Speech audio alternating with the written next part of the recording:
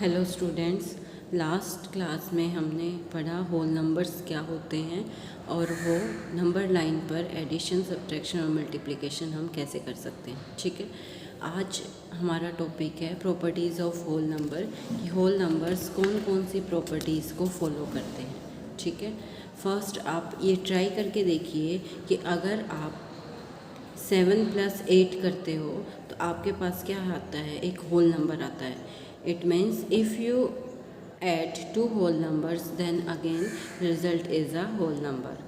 ठीक है, तो इसको हम बोलते हैं कि they are whole numbers satisfied the closure property, or we can say that whole numbers are closed under addition.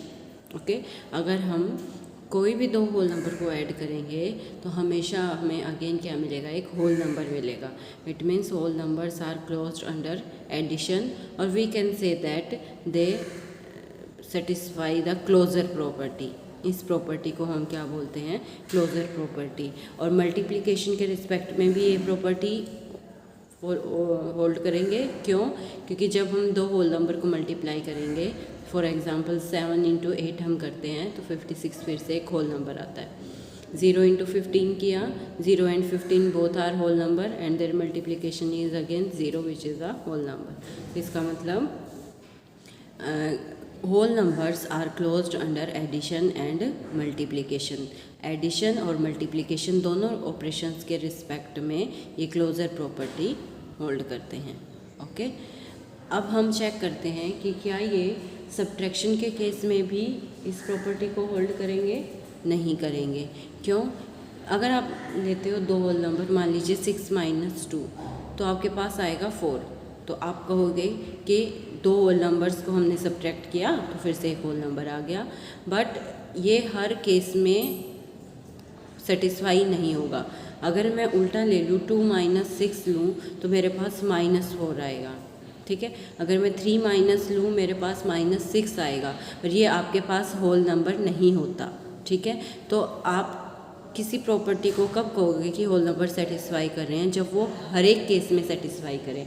अगर आपको कोई भी एक ऐसा एग्जांपल मिल जाता है जो उसको होल्ड नहीं करता, उसको सेटिस्फाई नहीं करता, तो इसका मतलब कि वो क्लोजर प्रॉपर्टी को सेटिस्फाई नहीं कर रहा है।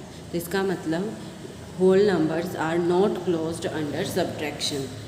Same with the case of division, क्योंकि अगर आप डिवाइड करते हो, फिर से आपको कई ऐसे एग्जांपल्स मिल जाएंगे जिसमें जैसे 8 / 4 2 फिर से होल नंबर आ गया, बट आपने एक भी ऐसा केस ढूंढ लिया, एक भी एग्जांपल ऐसा ढूंढ लिया जैसे कि 6 / 5, वो एक होल नंबर नहीं आएगा, एक डेसिमल नंबर आएगा।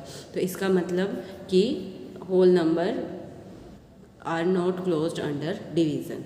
Okay, division by zero. आप डिवीज़न कैसे करते हो? Division by number means subtracting that number repeatedly. अगर आप ये बोलते हो ना कि 8 / 2, तो इसका मतलब 8 में से आप 2 को रिपीटेडली सब्ट्रैक्ट करते जाओगे। ठीक है, जब तक कि 0 नहीं आ जाता, और वो जितने टाइम्स आप करते हो वो आपका आंसर आता है। ठीक है, फॉर एग्जांपल देखिए, 8 - 2 इज़ 6। ठीक है, अगेन 2 को सब्ट्रैक्ट कीजिए, 6 - 2 is 4, then again subtract 4 - 2 is 2, फिर 2 - 2 क्या आया, 0। तो इसका मतलब how many moves did we reach 0? कितने मूव्स के बाद आपको 0 मिला? 4 मूव्स के बाद। ओके, तो इसका मतलब इसका आंसर क्या होगा, 4। बट आप 0 के केस में जब ऐसा करोगे, फॉर एग्जांपल अगर हम ट्राई करते हैं 2 / 0, तो 2 - 0 2 आ जाएगा, फिर से सब्ट्रैक्ट करोगे 0 को, 2 आ जाएगा। आप उसको कितने ही टाइम्स करते रहिए, वो कभी भी प्रोसेस स्टॉप नहीं होगी, आपको 2 ही मिलता रहेगा। इसका मतलब ये प्रोसेस इनफाइनाइट टाइम्स चलती रहेगी। तो इसका मतलब होल नंबर की डिवीज़न बाय 0 पॉसिबल नहीं है, तो उसके लिए हम कहेंगे it is not defined. Okay, कि ये डिफाइंड नहीं है, क्योंकि ये प्रोसेस कभी भी स्टॉप नहीं होगी। Same with 7 / 0 is also not defined. तो इसका मतलब division of a whole number by 0 is not defined. हमने अभी तक दो प्रॉपर्टी की, क्या? एक तो हमने पढ़ा कि whole numbers are closed under addition and under multiplication. Okay, then second property हमने पढ़ी, division of a whole number by 0 is not defined. Next property is commutativity. आप चेक कर सकते हो कि क्या होल नंबर्स एडिशन और मल्टीप्लिकेशन के रिस्पेक्ट में कम्यूटेटिव प्रॉपर्टी होल्ड करते हैं या नहीं। तो उसके लिए आप क्या करोगे, अगर हम मान लीजिए एडिशन के रिस्पेक्ट में चेक कर रहे हैं, देन 3 + 2, मैंने आपको बताया था नंबर लाइन पर 3 के 2 आगे राइट में 2 जंप कीजिए तो आपके पास आ जाएगा 5। लेकिन अगर आप 2 + 3 करते हो तो इसका मतलब 2 पर खड़े होकर आप 3 टाइम्स जंप करोगे तो आपके पास तब भी क्या आएगा 5। तो इसका मतलब आप 2 + 3 कीजिए या 3 + 2 कीजिए, आंसर आपका क्या रहेगा सेम। और यही आपके पास क्या होती है, कम्यूटेटिव प्रॉपर्टी होती है। और सेम आप मल्टीप्लिकेशन के रिस्पेक्ट में भी कर सकते हो। तो इसका मतलब एडिशन और मल्टीप्लिकेशन के रिस्पेक्ट में होल नंबर्स कम्यूटेटिव होते हैं। ओके, इसी तरीके से आप सब्ट्रैक्शन और डिवीज़न के केस में चेक कर सकते हो, वो कम्यूटेटिव प्रॉपर्टी को होल्ड नहीं करेंगे। ठीक है, उसके बाद आती है associative property, associativity of addition and multiplication. पहले हम एडिशन के रिस्पेक्ट में चेक करते हैं। उसके लिए हम 3 नंबर्स लेंगे। हमने वो नंबर्स लिए 2, 3 और 4। ठीक है, तो अगर हमने 2 + 3 और +4 किया, यानी कि अगर हम यहाँ से देखिए फिगर से, पहले हमने 2 + 3 किया, 3 + 2, ठीक है, और उसमें फिर 4 को ऐड किया तो हमारे पास क्या आ गया 9। लेकिन हम रिवर्स कर रहे हैं, हम 3 + 4 अलग से कर रहे हैं, वो आएगा 5 और 7, और उसमें हम 2 ऐड कर रहे हैं तब भी क्या आएगा 7। तो इसका मतलब हम पहले 2 नंबर्स को ऐड करके फिर थर्ड नंबर करें, या फिर हम बाद वाले 2 नंबर्स को ऐड करके उसमें फर्स्ट नंबर ऐड करें, आपका रिजल्ट सेम रहेगा। और इस प्रॉपर्टी को हम क्या बोलते हैं, एसोसिएटिविटी।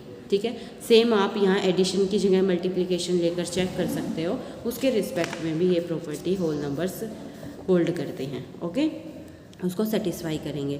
उसके बाद आपको इन 3 नंबर्स को ऐड करना है, तो आप इसके लिए एसोसिएटिव प्रॉपर्टी चेक कर सकते हो। आप पहले फर्स्ट 2 नंबर्स को ऐड करके फिर 103 ऐड कीजिए, या फिर लास्ट के 2 नंबर्स को ऐड करके फिर उसमें 234 ऐड कीजिए, आपको हमेशा 534 ही मिलेगा।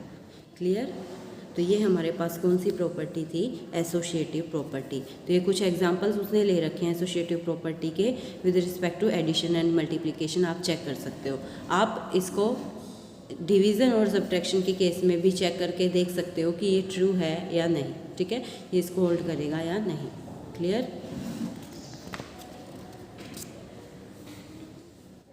नेक्स्ट प्रॉपर्टी है डिस्ट्रीब्यूटिव प्रॉपर्टी।